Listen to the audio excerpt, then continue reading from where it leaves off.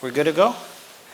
Good evening, everybody, and thank you. Thank you very much for showing up in these numbers. I'm really impressed today, as I was explaining to our guest today, is a beginning of a holiday, and thank you very much for coming. It's wonderful to have this opportunity to host you for yet another session of the Horizons discussion series of the Center for International Relations and Sustainable Development, Belgrade's and Serbia's leading think tank on foreign affairs and sustainable development.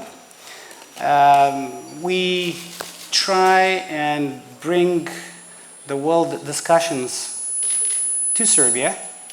We try and bring inspirational speakers. So after the likes of Richard Haas and Ian Bremmer and Kevin Rudd and Jeffrey Sachs and Neil Ferguson and many others, tonight we have with us a very special guest, a dear friend of mine, one of the world's most famous and foremost economists who started having a real global glory by predicting back in the year 2008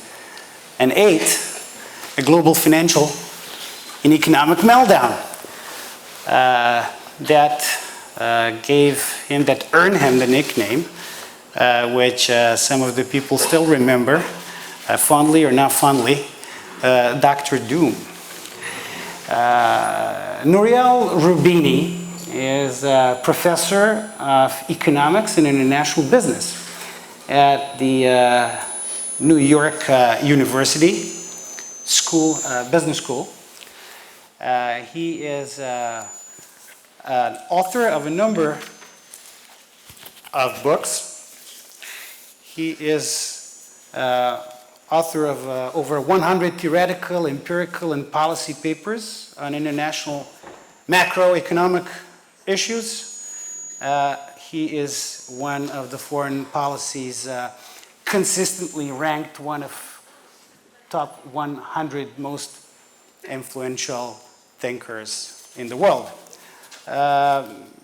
He was a student of Jeffrey Sachs at Harvard University. He graduated from Harvard. I'm very proud to say that Jeffrey Sachs was both mine and his mentor. Jeffrey is, as you know, one of the founders and a board member of the CIRSD. But Nouriel, after his PhD in economics from Harvard University, he was on faculty of Yale University's economic department prior to becoming a professor at the NYU. So before I get to ask him anything, I would ask you to join me in welcoming Dr. Roubini in Belgrade.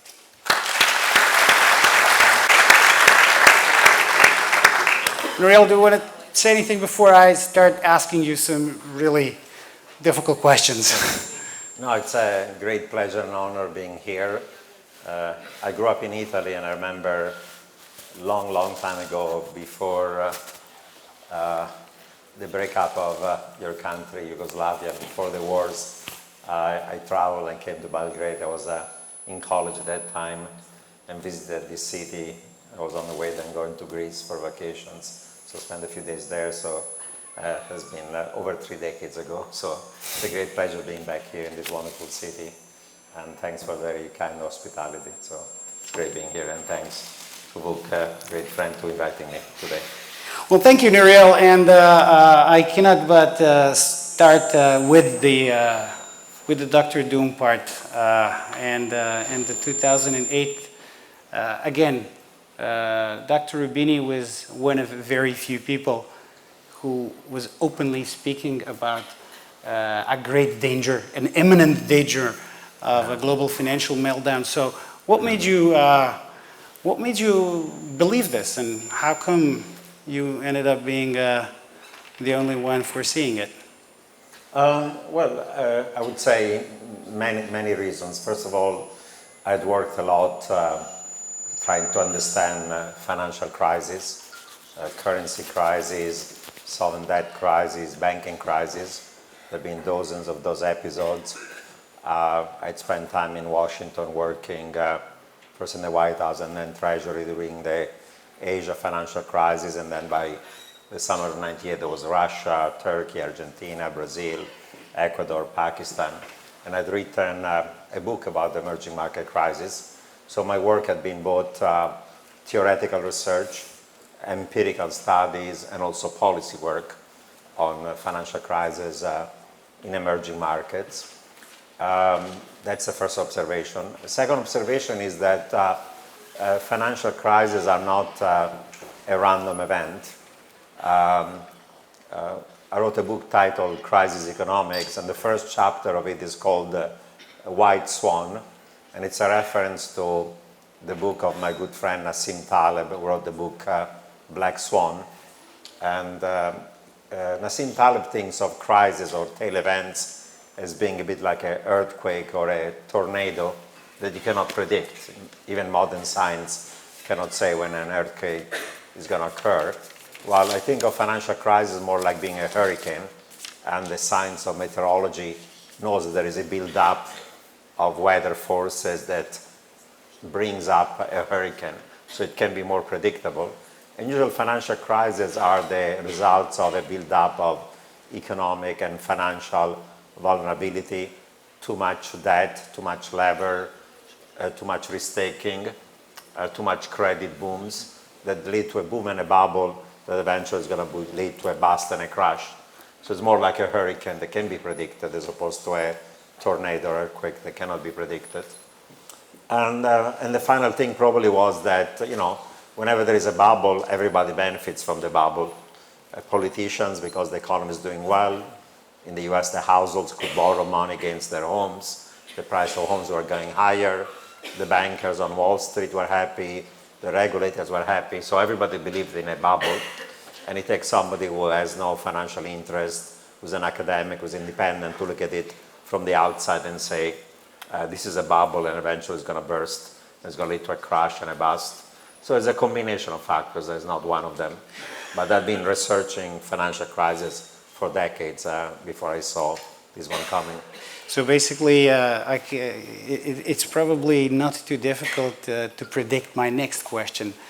And this is, so when is it going to be the next global economic crisis, given all the meteorological parameters that are in front of your eyes? It's of course not easy to predict when the next one is going to be. You have to think about what are the potential triggers of an economic downturn or a financial crisis. And if we look, for example, at this year, and things have changed in the last few months, I think that by the middle of this year, financial markets were worried about a US recession that could become a global recession for three reasons at least.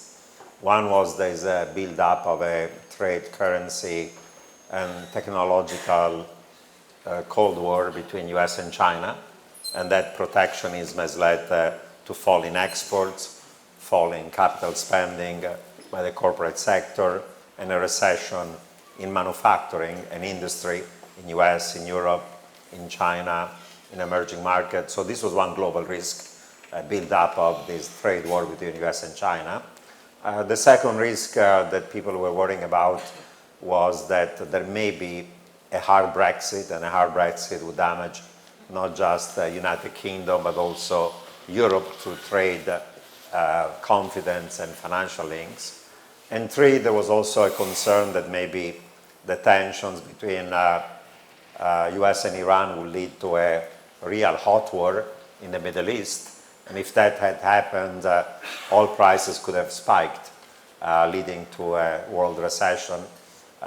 Most of you are young enough not to remember, but I'm old enough and I remember what happened in 1973 when there was the Yom Kippur War between Israel and Arab states, oil embargo, tripling of oil prices, and then recession, inflation in 74, 75, or what happened in 1979 after the Iranian Revolution when there was another oil embargo, and then you had recession and inflation in 1982, and even the 1990-91 recession was caused in part by the Iraq invasion of Kuwait that led to a spike in oil prices. So we know that geopolitical tension in the Middle East in the past have led to oil shocks that are negative for the global economy. And most recently, a couple of months ago, you remember there was that attack against oil production facilities that led to a spike in oil prices. So if that escalation were to occur, not saying it's going to occur, then that would be also a risk. Now, those are the bad news. The good news is that compared to, say, the summer, right now even Donald Trump realized that trade wars are not easy to win, and he realizes that then if he were to escalate the trade war with China, the market will go down, the economy will go down. So now there is a truce or a de-escalation. So that tail risk is lower. Finally, there is a tentative agreement between the UK and Europe on a soft Brexit as opposed to a hard Brexit. Of course, there is still the saga of the UK election, who's going to win them, but it looks like even Boris Johnson now wants soft Brexit. And in spite of the alleged provocation by Iran, the downing of a drone, or the attack against the Saudi oil facilities, so far Trump has not attacked Iran because he knows that that attack was not going to be surgical, could lead to an escalation that led then to an oil shock. And the last thing he wants is to have an oil price shock right before the election. So if those three tail risks do not materialize, growth remains mediocre. But there is no recession. But next year, let's say, the probability of a recession is lower. Okay. The other thing that has changed in the last few months is that because there were these global headwinds, protectionism, Brexit worries, Middle East worries, first the Federal Reserve, the central bank in the US, then the European Central Bank, and now a wide range of other central banks in the world have eased further monetary policy. The Fed had cut rates 3 times. The ECB has gone more negative. They've restarted QE and so on. And that injection of liquidity by central bank is supporting both markets and economic activity. So that monetary easing also reduces at the margin the risk of a global recession. So, but I cannot but notice that you were just talking about the geopolitical risks, the things that could trigger a recession. But back in 2008, there was it was difficult to argue that it was the geopolitics that triggered it. Maybe about a month before the Lehman Brothers panic, there was a Russian intervention in Georgia, and one can argue that in a way that was the end of an era, an end of a Davos era, where people were suggesting that it's all the geoeconomics, it's only the globalization stupid kind of thing. But you're now talking exclusively about geopolitical risks. How about a risk emanating out of the U.S. election? We have Donald Trump running for re-election. We don't know who's going to be the Democratic contender, but I often go to New York. We have the same group of friends, some of whom are on the Wall Street, and very, very few people on Wall Street that I met are terribly enthusiastic about a prospect, for example, of Elizabeth Warren as president and her economic policies that involve all kinds of things that are perceived as anti-market. The risk of Trump being re-elected is built into the world markets. How about Elizabeth Warren or Bernie Sanders election? Could that be something that makes things more complicated for the global economy? Well, it depends. I mean, first of all, we don't know whether a more centrist candidate like Joe Biden or somebody else is going to be chosen as the nominee for the Democratic Party as opposed to a progressive.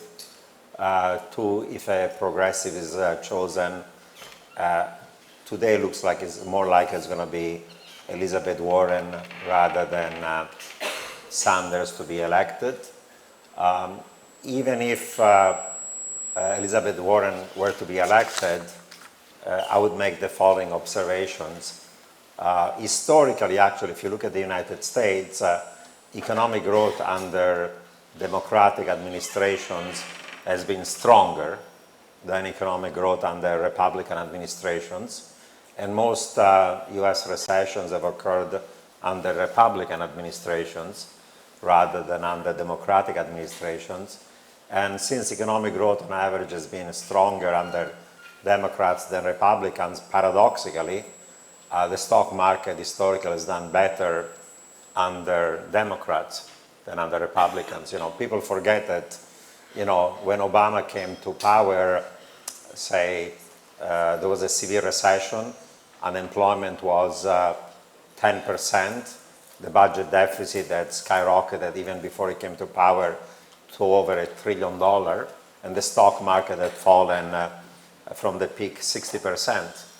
And by the time he left, unemployment rate has fallen to slightly above 4%. The budget deficit was 400 billion rather than over $1 trillion, and the stock market had already gone up 200%. So the economy has done reasonably well under Trump, but has not done significantly better. Now, there are some of the policies of Elizabeth Warren that look like certainly more progressive or more leftist than those of, say, Obama. She wants to have a healthcare free for all. She wants to spend $1 trillion on green infrastructures. She wants to tax the wealthy. She wants to stop shale gas and oil on public lands. And it's possible that the stock market might correct under Elizabeth Warren. But first of all, even if she's elected, it's unlikely that she's going to have such a large majority to have very radical changes in economic policies. Two, as we know, even mainstream economists like myself who believe in free markets, in private sector development, first they realize that the government has to provide a wide range of public services, healthcare, education, environment, unemployment benefits, social insurance, you name it. And we live in a world in which, for lots of different reasons, as we know, inequality of income and wealth has increased, and that's becoming a source of tension. Even the International Monetary Fund says that excessive inequality is bad for economic growth because it creates social and political tensions, and everybody's in favor of inclusive growth. And this rise of inequality is particularly severe in the United States.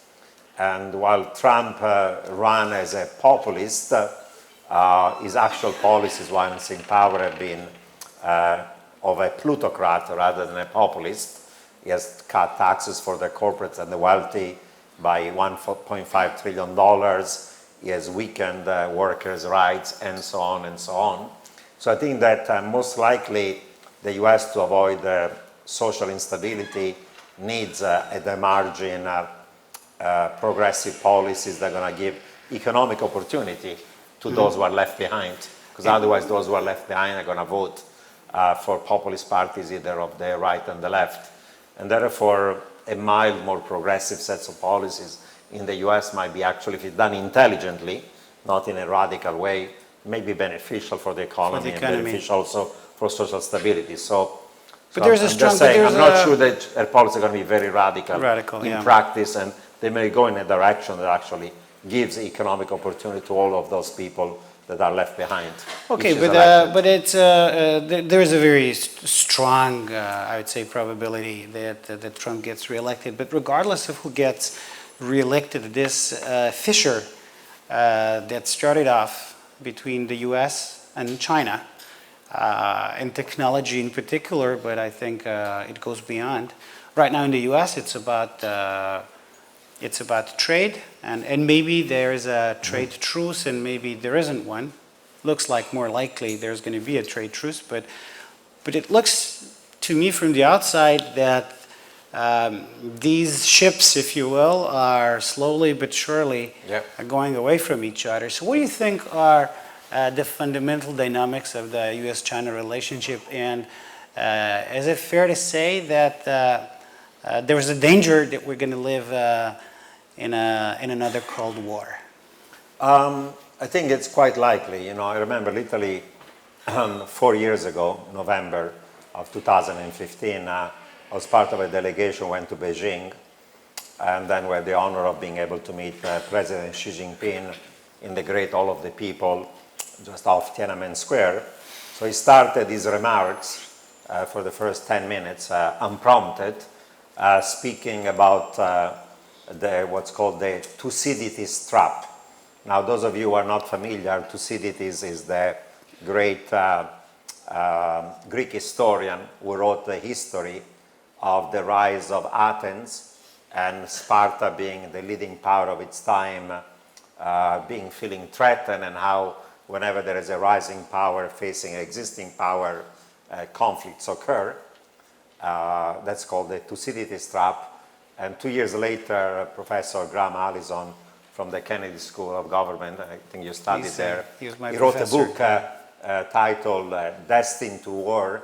Will US and China avoid the Thucydides trap? Because he says that historically, and he looks at 2,000 years of history, he says in 12 out of 16 cases where there's been a rising power facing an existing power, eventually war occurred. Say World War I and World War II, the rise of Germany, or in World War II, the rise of Japan clashing with existing powers like UK, France, and the United States. Now, I don't think that there is a risk of a hot war between US and China, but rightly or wrongly, the sentiment in Washington today is that China is becoming a national security threat to the United States. China is the second largest economy in the world, is going to become the first largest, that their economic policies of trying to become number one in 5G, in artificial intelligence, robotic, automation, autonomous vehicle, biotech, made in China 2025 is considered as a security threat. And therefore, in my view, regardless of whether Trump is reelected as opposed to a Democrat being elected, probably a technology war between US and China is quite likely. Rightly or wrongly, the US believes that the 5G of Huawei is a backdoor to the Chinese government, can listen to all these conversations. And today, those 5G networks are driving our cell phones and telecom, but tomorrow, a 5G network is going to drive the networks that make sure that millions of these autonomous vehicles don't hit each other. And tomorrow, you'll have a 5G chip in a coffee maker or a toaster or a microwave. So if it's true that, and I don't know whether it's true, that each one of these things are a potential listening device, then if you block the 5G of Huawei for telecom, then you should not allow even a coffee machine or a toaster from China. So a technology war eventually becomes also a trade war. So my fear is actually that we're at the beginning of a process of deglobalization, because after 1979, when China joined the global economy, there was more globalization.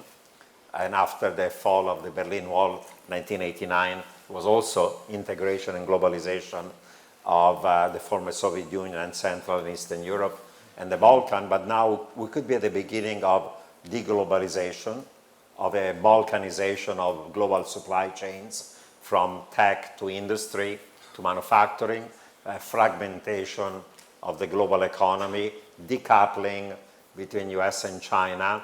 And people talk about now the splinternet. There'll be a Chinese internet subject to the Great Firewall, and there'll be a Western internet. So we could be at the beginning of a process of deglobalization that's going to be quite negative. And is it going to be possible to remain a neutral in such a thing, or would you have to pick a side? What's your vision of it? Well, unfortunately, I fear that what's going to happen, and again, it's not going to happen overnight, the US is going to say either use my AI or the Chinese AI, my 5G or the Chinese 5G, my system of robotic and automation or the Chinese. And the situation today, paradoxically, is that those countries that are geopolitical allies of the US, whether in Europe or in Asia or the Middle East or even in Latin America, today these countries are making more trade and business and foreign direct investment with China than they do with the United States. So their economic interests are gravitating towards China, but geopolitically they're still aligned with the United States. But increasingly, I think both sides are going to say, you're either with me or against me. And where do you see could be that fragmentation that we might see. And where do you see Europe falling? Where do you see Europe falling? Because most of us read President Macron's interview for The Economist a couple of days ago. He spoke very gloomily about the future of NATO. He was very pessimistic about the future of the EU-US relationship. And what is going to be the repercussion for Europe? For the time being, Europe is avoiding having to choose. But what's happening in the future down the road? Well, you know, the more positive scenario for Europe is that instead of choosing one side, if Europe can integrate more and have its own trade policy, regulatory policies, tech policies, foreign policies, even potentially gradually defense policy, you know, from an economic point of view, Europe is still a major economic superpower, as GDP similar to the United States, and therefore can be an economic pole of growth, of innovation, of success. Geopolitically, Europe is still a relative midget because it's not a federal state and doesn't have yet a common foreign policy or defense policy, so doesn't speak with one voice on the geopolitical issues of our time. So if Europe can integrate and be more united and more integrated, maybe Europe can go and say, I'm not going to choose the technologies or the regulatory policies or the trade policies of either US or China. I'm going to be a pole of economic freedoms that is an independent one and a role model for other parts of the world. But of course, Europe is subject to pressure. You know, Trump doesn't like a strong Europe that speaks with one voice. Russia doesn't want a strong Europe. China doesn't want a strong Europe. All these other powers want divided et impera, like the But there seems to be a lot of Europeans who don't want to have a strong Europe. For instance, the United Kingdom seemed to be on the way to leave, and there are several EU members who are, let's say, skeptical towards deeper integration, the notion of deeper integration. So allow me to dive just a little bit into the UK situation. It's obviously a very interesting thing going on in front of our eyes. There's going to be, many people say, a second referendum on the EU, which is effectively the general election of December 12th. Yeah. This is the chance for the British to have their second thoughts about whether to leave or not. Seems like they're on the way to reconfirm Brexit with a Conservative majority, but you never say never in politics. Yep. So, number one, do you think that the UK is going to leave the European Union in the next few months? And secondly, do you think that the UK is going to be the last country leaving the European Union in the next, say, 5 years? Well, I would say it's still more likely that the UK is going to leave. And again, the good news at least is that if they're going to leave, it's going to be a soft Brexit as opposed to a hard Brexit. I think a hard Brexit would have been very damaging to the UK and to Europe. So at least that tail risk is off. Of course, we don't know the results of those elections, but even if a coalition of Labour, Lib Dem were to be voted, are you going to go to a second referendum? Would there be a majority for reversing Brexit? I think there's a fatigue at this point. Most people say, okay, you decided for Brexit, let's make it soft and let's move on, rather than trying to reverse it. So in my view, probably it's a reasonable assumption to assume that eventually there will be a deal and there'll be a soft Brexit. I think, however, the lesson of the last few years has been that leaving the leaving the European Union is costly. So potential growth in UK, most estimates suggest, even with soft Brexit, is going to fall from 2% to 1.5%. Doesn't sound a lot, but it's 1/4 of your potential growth. So you pay an economic cost for leaving the European Union. And the European Union stick together. The Brits were trying to divide the Europeans to try to get a better deal, were not successful.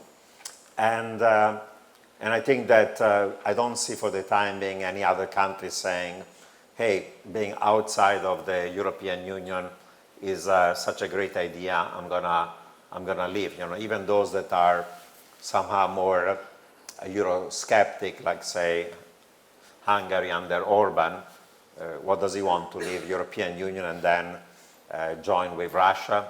Kind of, he might be friendly now, slightly with Putin, but Russia, from an economic point of view, is a relatively declining power. Europe, in spite of all its problems, is still a region of high per capita income, where if you're a smaller economy and you integrate, you can do economically well over time. And therefore, I'd say, and if you're a small open economy by yourself, it's very hard to succeed in a persistent way if you're not part of a larger economic area. So I don't see anybody else leaving for the soon. time being. Right. Well, if you were the last thing on the UK, I know you're not a UK citizen, you're not voting in the UK, but right now, I just came from London and they're all discussing this. You can vote Conservative and you can have Boris Johnson as Prime Minister, and then you pretty much know that this is going to be the deal that he had agreed on. Or you can vote against the Conservatives in the hope that there's going to be a Lib Lab plus someone else in the coalition. But that 99% means that you're going to have Jeremy Corbyn as Prime Minister. Now, given this situation, if you were voting in the UK, who would you vote for on December 12th? Well, I'm not a UK citizen. I would say that I was one of the people who believed that actually the UK is better off within the European Union, because without the European Union, what is the UK? It's a small island in the middle of the Atlantic. They want to have their freedom of having free trade agreement with other countries, but I was recently in China. And I said, would you do a free trade deal with the UK? The Chinese said, the only reason why we do a free trade deal with the UK, if it's an open door to European markets, but with Brexit, the door is closed more than the past, so what's in for us? So in a world where you have, as I said, existing great powers like US and China and maybe rising power over the medium term like India, for Europe to have an important role in the world has to be united. So UK alone is going to be a middling power in the middle of the Atlantic. I don't think it's going to benefit. So I think that the Tory policy of leaving is mistaken. I think that Corbyn policies are too radical leftist. Not that you don't need progressive policies, but there are other parties in the UK like the Lib Dem who are pro-Europe on one side, but they're also mainstream on economic and social issues. But it's difficult to imagine them leading the government. The government is in no likelihood going to be led either by a Tory or a Labour who would win the highest number of seats.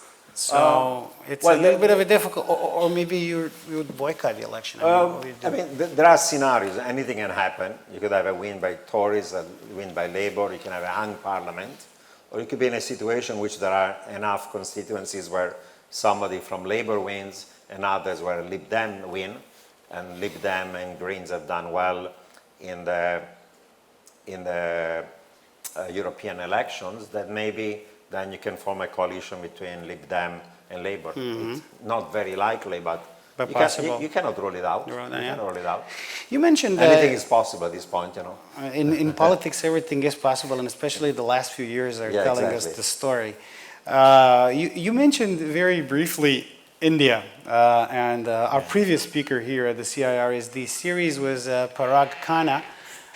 He was talking about the future of Asia, and he was reminding everybody that Asia is not just China. Actually, it's a much bigger place than just China. And it happens to be that the Indian foreign minister is in Belgrade in a visit. Number one, do you see India in the next 5 to 10 years? It has a very dynamic new leadership. Yep. Modi is in the second term. Now he can focus a little bit more on the reforms. Do you see India catching up with China, for example? And one other question is like, why on earth is India right now so much behind China, whereas they have like the same size and many other characteristics that would suggest that they'd be at an equal level of development? First of all, you know, today the potential growth of India, it's probably around 7%. That is pretty good, but for a country with that level of per capita income, is not sufficient to catch up with China. China was able to grow for about 30 years at the rate of 30%. That's why from a very low-income country became a middle-income country. There's still a debate whether China is going to be trapped in middle income or go to higher per capita income.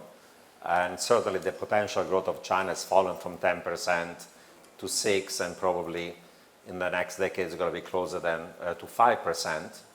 But for India to become a huge player in the global economy, even 7% growth is not going to be good enough. They would need to do economic reform where the potential growth goes from 7 to 8 or 9, and then do it for 20, 30 years to have the same kind of a catch-up that China has had. You know, one of the benefits of India is, of course, is a lively democracy. But in a lively democracy, of course, reform can be done more slowly than in a technocratic, autocratic system like China. Secondly, you know, the degrees of urbanization in India are still too low. The larger part of the population is still in the farms, and the farms are relatively small. You don't have the kind of industrial agro-system that leads to high productivity growth. And since China has become a formidable player in industry and manufacturing, it's not obvious that there'll be a huge growth of manufacturing in India. If there was free trade between India and China, maybe lots of Chinese goods would freely enter into India. That's why India decided this past week not to join that free trade arrangement that China has offered to the rest of Asia. So I see that India with economic reform is growing now 7%. Whether Modi can really accelerate those reforms to a growth of 8 and 9 is going to be difficult. So India is going to do fine, but you know, India is still a $3 trillion economy, while China now is a $12 trillion economy. So it would take really several decades of 8-9% growth for India to become a major global player of the size of China. So still time for the tiger to catch up with the dragon. Yeah. But I'm gonna accelerate if you allow me, because I have a few other questions to ask. I cannot let you off the hook and not ask you about cryptocurrencies. Yeah. And you were very famously on record as very critical about cryptocurrencies. You actually went on to say, like, we're talking about crypto cancer. You were pretty decisive in describing it. So why do you think that cryptocurrencies are, such a dangerous thing for the world? I don't think they're dangerous. I think that actually they're not that important. And calling them cryptocurrency, is a misnomer. And it's a misnomer because if you're an economist, you know that something to be a currency or a money, there are three important features. One has to be a common unit of account, so every goods and service has to be priced into that thing, so you have a common numeraire. Secondly, it has to be a means of payment that is low cost and efficient. And three, has to be a stable store of value, both for purchasing power against goods and as a store of wealth. Now, crypto, not even Bitcoin, is not a unit of account. Nothing is priced in Bitcoin. And if you have a different cryptocurrency for every goods and service, it's like going back to barter. You don't have a single unit of account or numeraire to price all goods and services to compare them, so it becomes chaos. Secondly, it's not a widely used means of payment. With Bitcoin, you can do 5 transactions per second. With the Visa network, you can do 25,000 transactions a second, so it's not scalable. And three, is not a stable store of value because the price can go up one day by 20%, it can go down by 20%. That's why most merchants don't accept Bitcoin. Suppose you have a profit margin of 10% and you get paid in Bitcoin. By the time you get paid Bitcoin, price can fall 10% and your profit margin disappears overnight. So that's why no merchant is using it. So they call them cryptocurrencies, but they don't satisfy not single one, let alone the 3 criterion for being a currency. They're not currencies. I don't know what they are. I'm sure that there are going to be questions from the audience about it, so I'm not enough of an expert to ask a follow-up question. This one, I have to admit. We're going to the last round of questions, which are the lightning rod questions. I'm going to ask you, you don't have to go into details, just give the answer if you can. And for you, the first question is, could you give us the top 3 non-obvious countries that you feel very, very optimistic about from the perspective of where they're heading right now economically? Good question, Mark. Well, I don't know what is obvious or is not obvious, but I would say, India that we discussed before, 7% growth is not maybe good enough today, but we have a little bit of reform that can go to 8. So India is a sleeping giant that can, kind of emerge. I think that might be becoming more important, and people are going to talk more about India, maybe less about China. I would say, in Latin America, given the recent reforms, people are becoming optimistic about Brazil. Brazil was always considered the country of the future, but was never reaching that future for the last few decades. It's possible that maybe now, after the political crisis of the last few years, that is going to go in a direction of greater economic reform. That was really not obvious. A greater success story.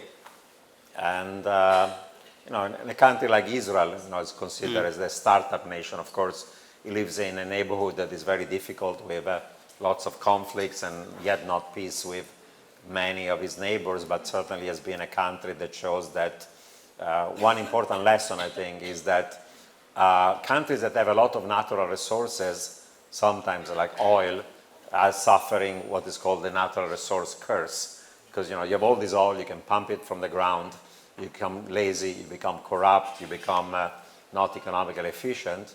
While the history of the last few decades is there are countries and economies that have zero natural resources.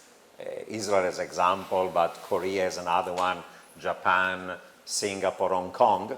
And if you invest into your people, education, skills, human capital, of all the things that are important for economic growth, of course you need institutional capital, you need private capital, you need infrastructure capital, but human capital is actually the greater resource. And in a world in which increasingly it will be a digital world and a globalized world where you'll have AI, robotic, automation, you name it, you have to endow your people with the skills to be able to survive and thrive in this globalized digital world. And therefore, Israel is an example of how much without natural resources you can do well. Well, thanks. I can think of countries that, I mean, you don't necessarily have to have natural resources to become corrupt and lazy and to and not to do very well. Now I'm going to ask you the opposite, but a very similar question. What are the top 3 countries in terms of economic trajectory that you would go short?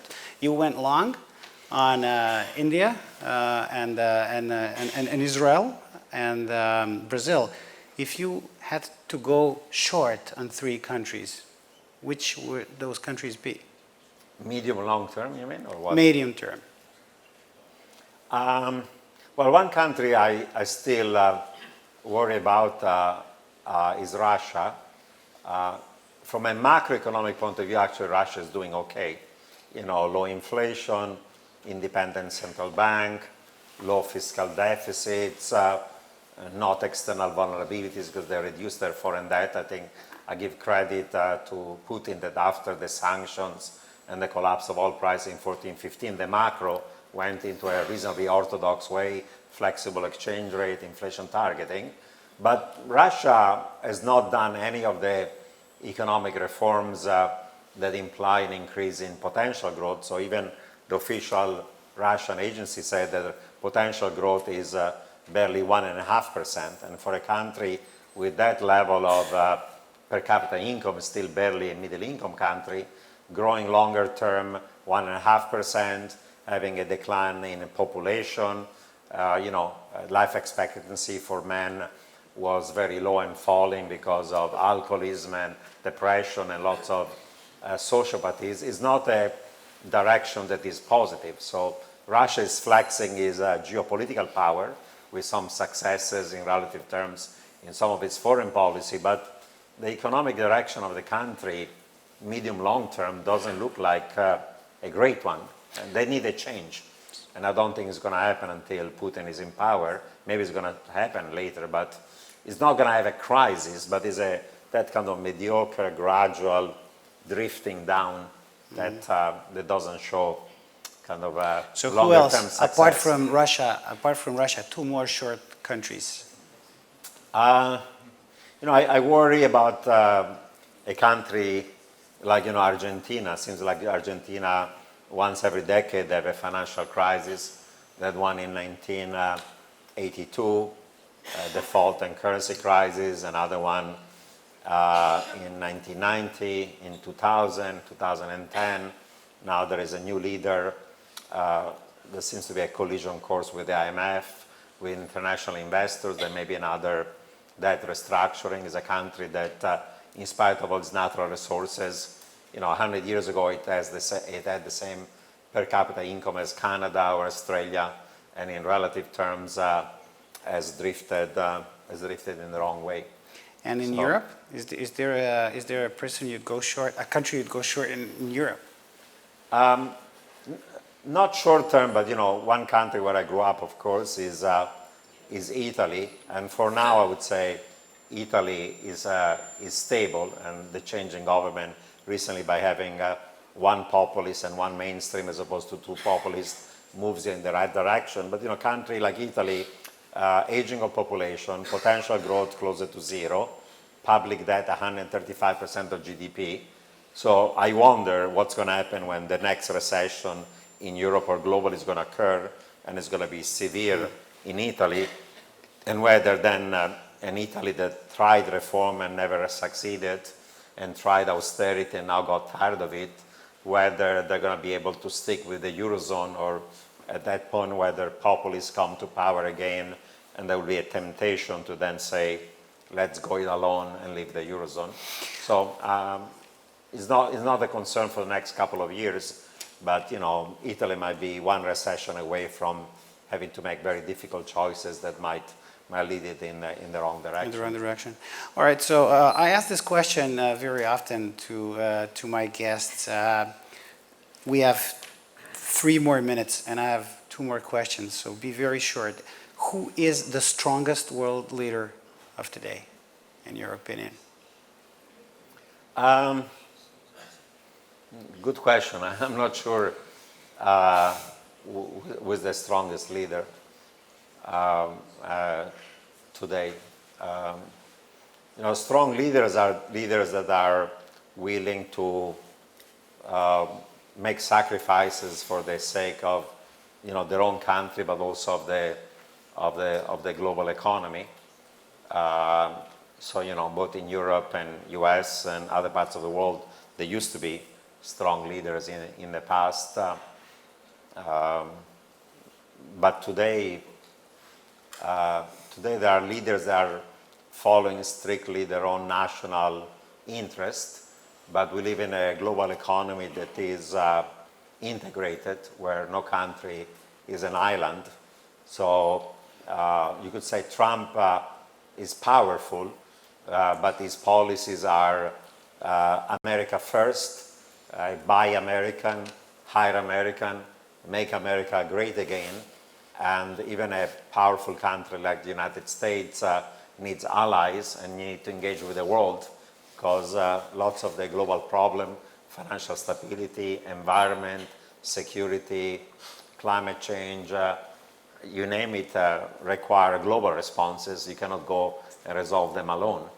So unfortunately, we have leaders that think too much into national terms rather than international. Even in Europe, the leaders that then led to European integration, to the creation of the Eurozone, are not there like they used to be.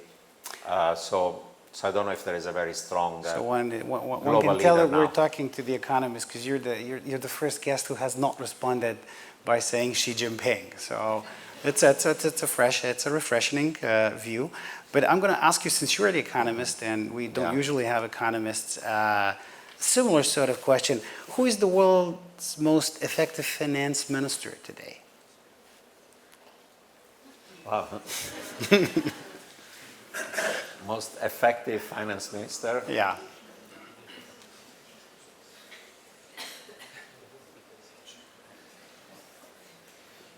I don't know if there is any great finance minister. Ah,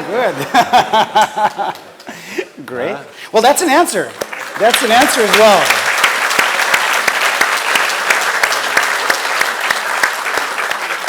I feel there are no major great leaders in the world. Yeah, and finance ministers either. Anyway, I'm going to stop here. I had other questions, but I am going to stop here. I know that people are dying to ask Nouriel something, so I'm not going to monopolize. I'm not going to continue monopolizing. The floor is yours. We have an open policy, open house policy. Gentleman over there was the first person to raise his hand. Marco is my name, and I'm asking as an economist. I mean, nice to see you here in Belgrade. It enhances my feeling that I live in Belgrade, which is not provincial. Sorry. About the bailout in the United States 10 years ago, is it a gossip, or there is true in a sentence that the team from Goldman Sachs has created and implemented bailout program? Mm-hmm. And did you have any influence over the bailout? Mm-hmm. And I will ask you also, since I recently read the Crisis Economics, your book, which is Universal Value, I'm wondering, should I read Bailing Bailout, and is it maybe obsolete today? Mm-hmm. Thank you. Yeah. First of all, I was in the US government during the Clinton White House. I spent 2 years in Washington between 98 and 2000, so I was not formally or informally in government during the global financial crisis. I think that there's a common perception that after the global financial crisis, the government bailed out the bankers, right? Whether it was Goldman Sachs or Citi or JP Morgan, there was a bailout of Wall Street.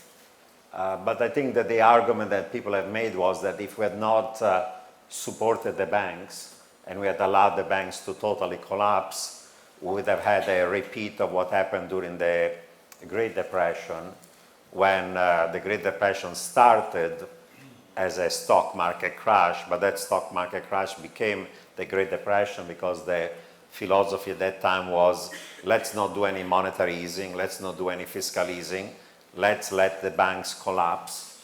The Secretary of the Treasury at that time said, liquidate, liquidate, liquidate. And during the Great Depression, 2,500 banks collapsed, and that collapse of the banks triggered essentially the Great Depression. So unfortunately, what happened in the US was, in order to save Main Street, the workers, the firms, we had also to help Wall Street, because if we had not helped Wall Street and the bankers, the entire collapse of the financial system would have led to a collapse of the economy, and the Great Recession could have turned into Great Depression 2.0. And luckily, we learned some of the lessons of the Great Depression, and we didn't let the financial meltdown to become severe. You remember, they tried to let one major bank go under, that was Lehman Brothers, and after Lehman Brothers was allowed to collapse, then you had global contagion, and the crisis became global. So unfortunately, sometimes to save the real economy, you have also to save the bankers.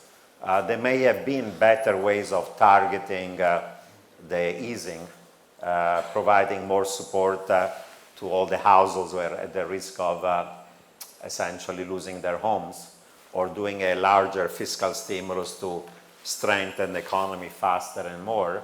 That happened, but only to a limited extent. And therefore, unfortunately, we needed in part to bail out the bankers to avoid another Great Depression.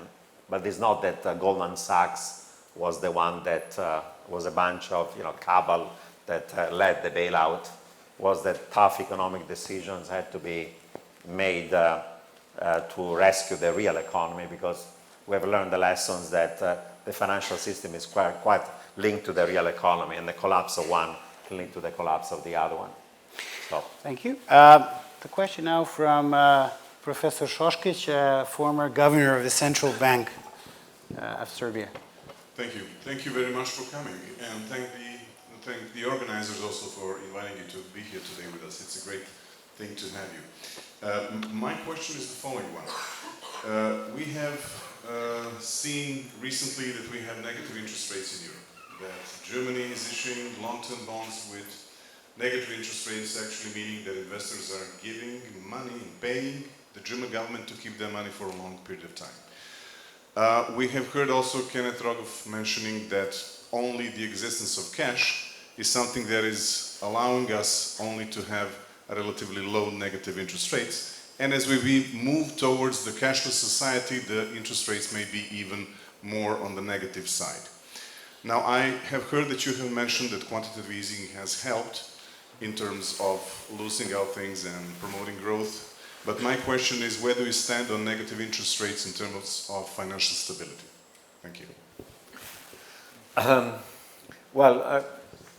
On negative interest rates, I'll make the observation that they are a symptom of a problem rather than the cause of that problem.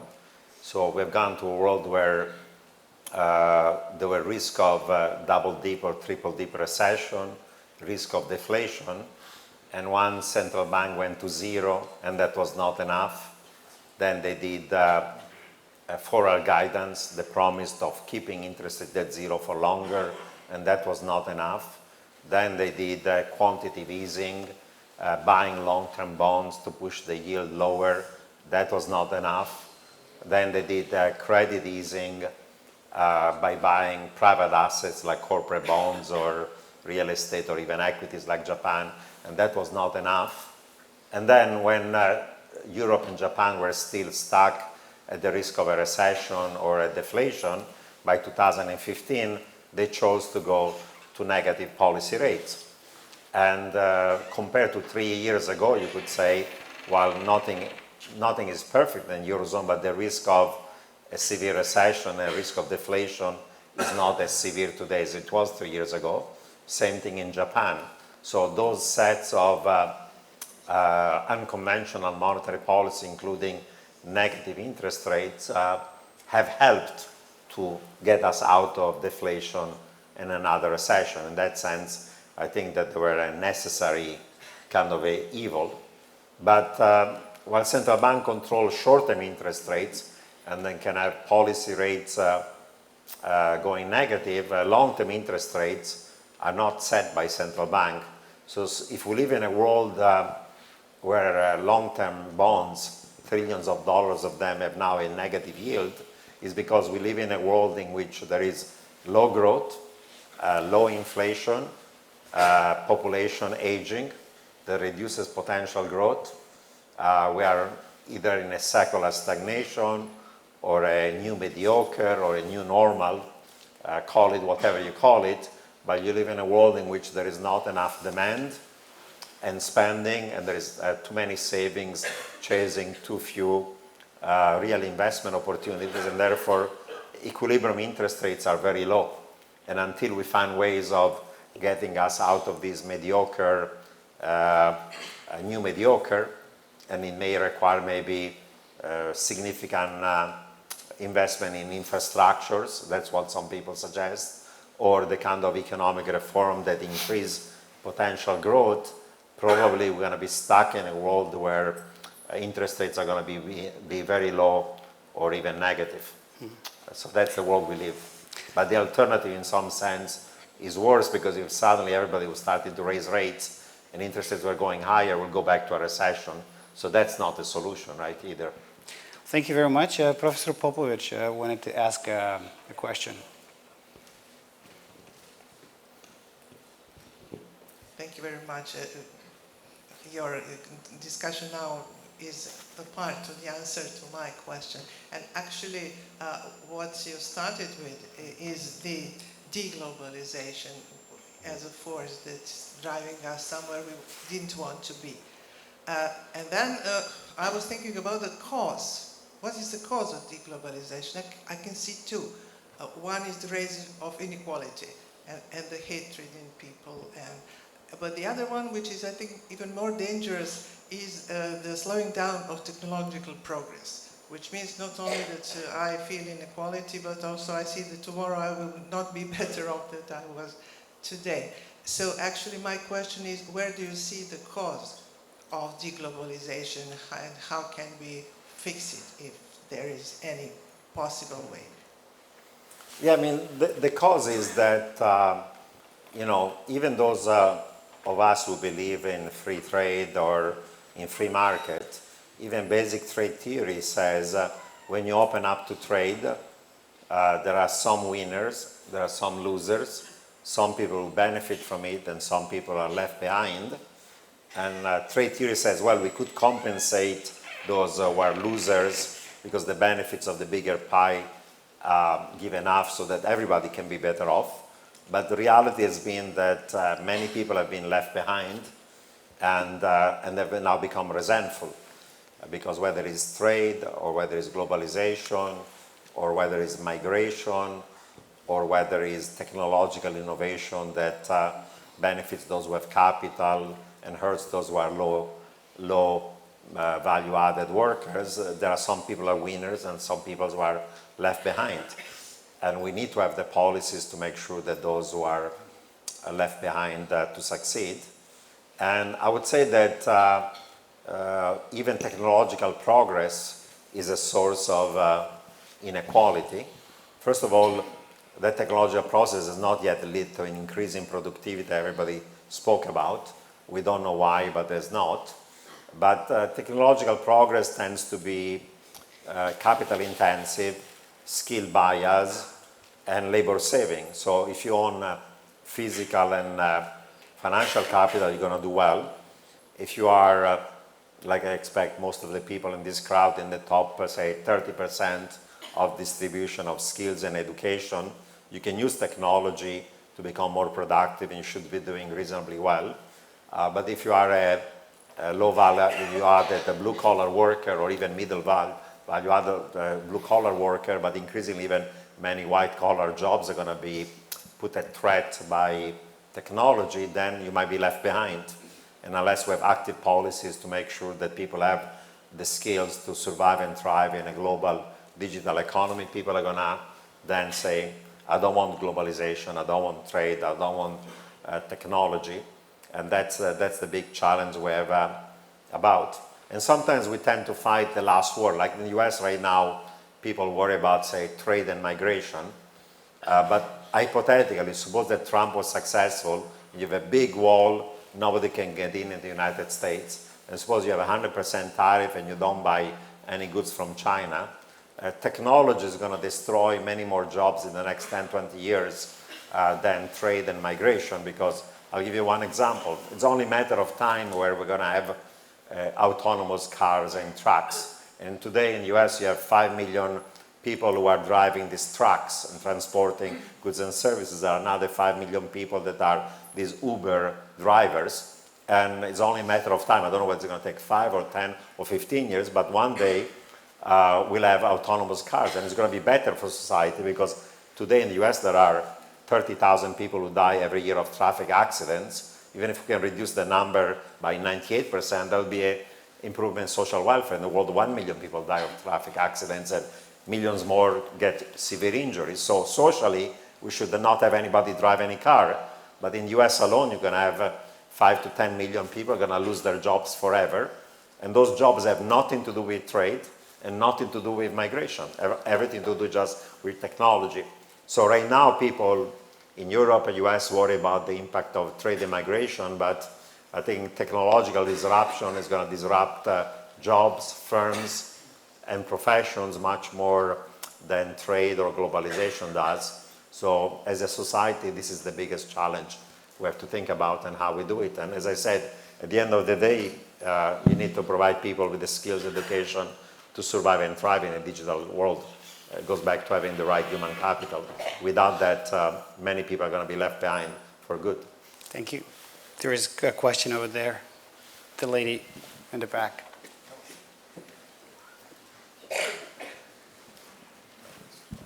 Thank you. Maria Georgievich from BlackRock. So obviously, because of my work, I'm following closely all the indicators. I'm reading everything you say in the public space. I'm following Harvey Campbell's indicators, Bob Shiller's, and all of them are actually indicated that something is going to happen. But you're all very reluctant that it's going to happen anytime soon. We saw that Fed has cut the rates again last week. So my question for you, what is it that you say it's different this time? Well, I worry about many things, but as I said, in order to have a crisis, you need triggers. You need to have shocks that lead to that crisis. So a full-scale trade war between US and China could have been a trigger. A war in the Middle East and all the $120 a barrel could be a trigger, like there's been in 3 previous recessions. A real ugly hard Brexit could be the trigger. None of these things look likely now. And central banks are easing, so for the time being, liquidity helps economies and markets. I would say that 10 years ago, the trigger for the crisis was too much debt of the household sector, especially mortgages. And not just in the US, because you had a housing bubble in the US, but you also had a housing bubble in the United Kingdom, in Spain, in Ireland, in Iceland, in Greece, in Dubai, to give you some examples. So when that bubble burst in housing in many parts of the world, then you had, it was not just a US story, it was more global. I think that maybe the next financial crisis is going to be built, driven by the fact there is too much debt, private and public. In the US is corporate debt. In China is the debt of the local government and the state-owned enterprises. In Italy and some parts of Europe is the debt of the government. In some emerging markets there is too much foreign currency debt of either the corporate sector or the banks, like in Turkey or in Argentina, or the government. So we live in a world there is too much debt, and say in the United States, if there was a trigger for a crisis, is corporate debt. We have all this debt issued by high yield, highly leveraged companies. There are these leveraged loans, there are these CLOs, there are all the fallen angels in the high grade. So last time around was household debt, this time it's going to be corporate debt. And last time around was too much debt and leverage of the banks. Now banks have more capital and more liquidity, but there are all these shadow banks that are financing the corporate sector in ways that are not transparent, and therefore the combination of the corporate debt and the shadow banks might be the trigger when a shock occurs of that particular debt crisis. So that may be the trigger of the next crisis, if and when a shock large enough pushes the economy into an economic downturn. Sir, over there. You need a for us to hear you. We need a mic.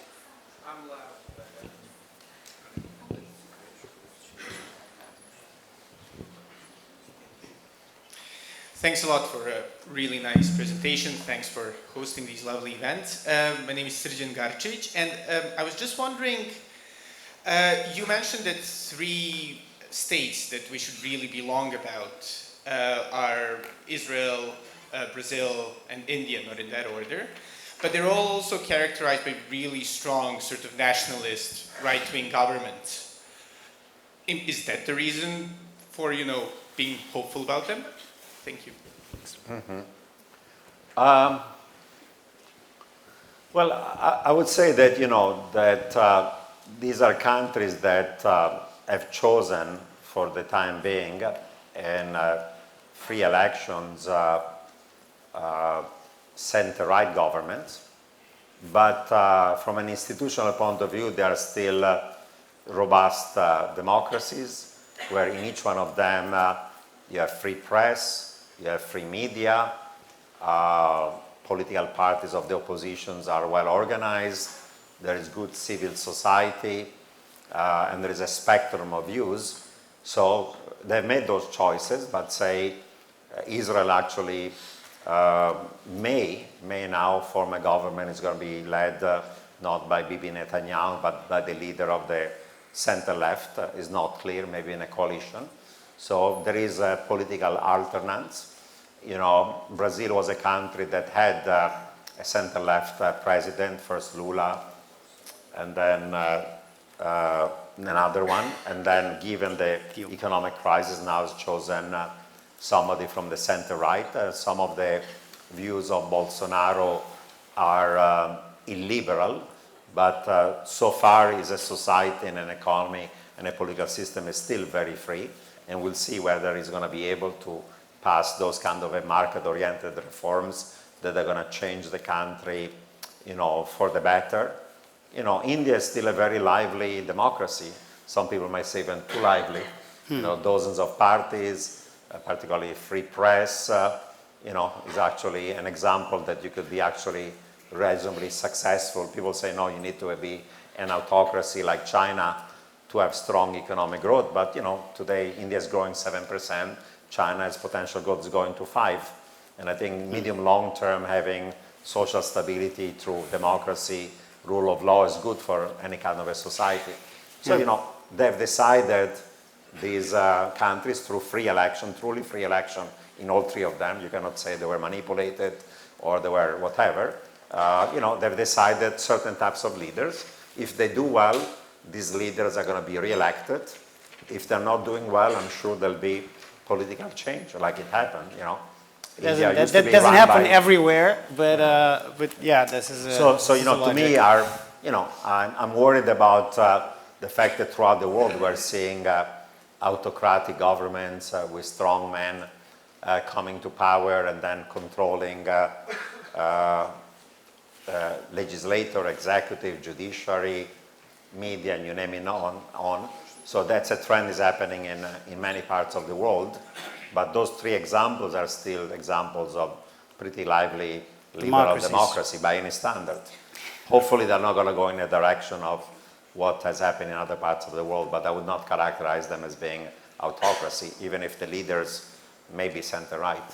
Thank you. The last question from the audience goes to my old friend, former Minister Vlahovic. Hello. Thank you very much for coming to Belgrade, and Vuk, thank you very much for having this opportunity to listen Professor Roubini.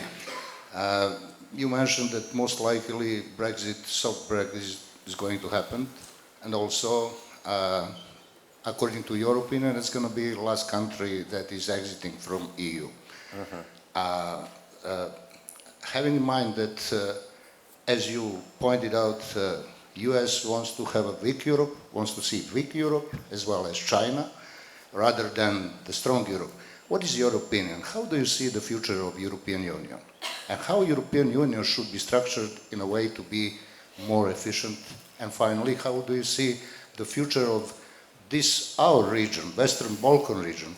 Will it be one day after 2025 or someday part of European Union? Thank you. Yeah, I mean, I think that probably the European Union is not going to become a full centralized federal state the way United States eventually became, or China or India and so on. You have still countries with diversity of language, of history, of culture, of politics. So, you know, yeah, in an ideal world, you'll have a federal union that has a full economic union, monetary union, banking union, fiscal union, political union, but even the subset of the countries that currently form the Eurozone are doing very slowly in going direction of even a banking union, let alone of a fiscal union. And there is a balance between how much you want things to be decided at the center and how much you want to give a degree of autonomy and subsidiarity for some decision to be made at the national level. And some people now in some parts of Europe say too much power in Brussels and we should give more power to the nation state.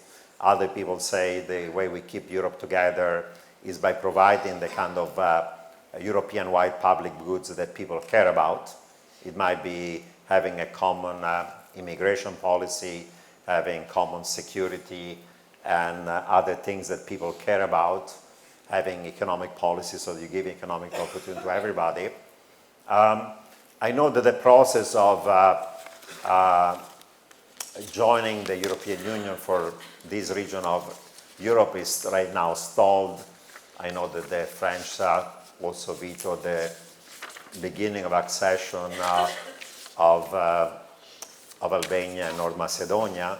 And of course, the process of your negotiation of your country to become member of the EU is right now moving extremely slowly. I think some of the concern in Europe is that we enlarge too fast, and now there is such a wide variety of countries and we cannot have common policies. So before we enlarge, we should deepen our integration, and that's why there's a pushback against having countries to join too fast. Also, some of the lesson is that if you have countries that are not yet prepared from an economic point of view, or rule of law, or institutions, or corruption, or other things, it's no good to just bring them into Europe if you have fundamental problems that are not being addressed. Of course, if you give them the carrot of the option of eventually joining, they may do the reform. They're going to lead them to become good reformers economically and becoming solid liberal democracies. So there is a trade-off. But I would say, you know, the future of this part of Europe is that eventually, it might take longer than maybe some people want, most of the countries in this region are going to become member of the European Union. Because if you're a small open economy alone, you're not much in this world economy. You know, even a big, important economic power like Germany without Europe would not be so powerful, either economically or also geopolitically. So for Europe to have leverage on global affairs, where you have big powers like US, China, and now eventually India, Europe has to stick together. So then you have leverage on global affairs. So any small open economy by itself is going to be just a small open economy. So So the future for Europe is to be together, and it's also a way of resolving some of these ethnic issues. You know, in this part of the world, the borders have been drawn in such a way that there are ethnic minorities across many borders, and that's a source of tensions for many countries in this region. You know, if most of these countries in this region eventually will be part of Europe, then you have mobility of labor, of capital, free movements of people, and therefore the nation state becomes less important and Europe becomes a Europe of regions. So that's also a way of reducing some of those ethnic tensions that created stresses and conflicts. Unfortunately, it may take longer than people want to, because some of these countries are not yet ready, and the Europeans are saying, we enlarge too fast now, we have to take it a bit slower. I'll be in favor of faster integration, so that you give a carrot and say, if you do certain things and reforms, then you'll accede faster. But right now, the Europeans have been slightly burned and have become maybe too cautious. That's unfortunate, but things may change over time. Well, thank you, Nouriel. It was a fascinating exchange. Obviously, our guest of tonight is proudly liberal, and he wears this on his sleeve. Before I ask you to thank him for this phenomenal insights into global politics and economy, I want to turn your attention to the next CIRSD event, which takes place on December 2, and it's going to be a very different kind of conversation. We're going to be hosting a legend, Professor John Mearsheimer from University of Chicago. So he's going to talk about the Great Delusion, because we're just translated his book. He's going to talk about the Great Delusion, liberal dreams and international realities. So tonight we had a phenomenal shot of optimism from a liberal perspective. I am immensely grateful to my dear friend Professor Roubini for being with us. I ask you to thank him for this phenomenal performance. And once again, a warm welcome to Belgrade after so many years.